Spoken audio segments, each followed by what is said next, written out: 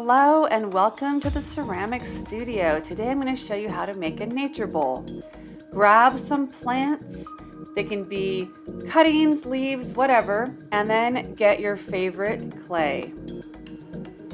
Today we're going to roll it through the slab roller, but if you have a rolling pin and prefer that, that is fine. The best measurement is about 3/8 of an inch.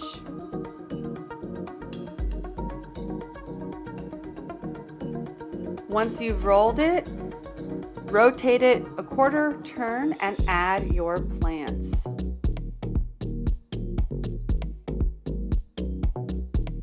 Roll it through again. Check that your plants are indented nicely into the clay. The next step is to place your slab into a bowl form.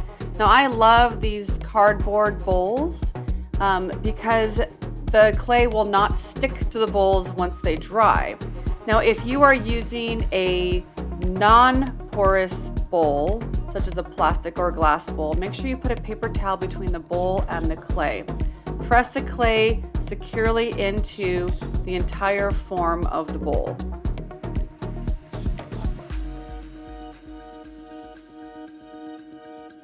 Let them dry overnight.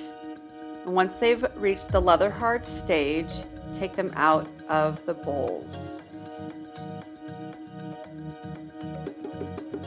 Now it's important to leave the plants inside the bowls because that way you will not have any roughness or damage to the actual indentations that the plants are making. If you have a uniform bowl, you can stack them. It's nice for transport. It's also nice for storage.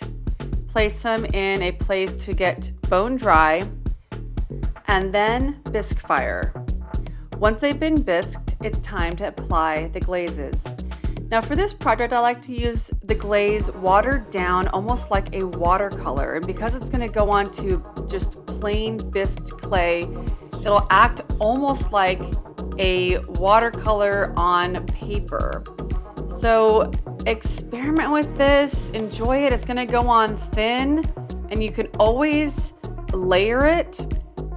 I like how the water kind of seeps into the seams and the grooves, really highlighting the texture of the leaves and the plants. And as the glaze dries, you'll see all the different variations and texture that the plants have indented into the clay.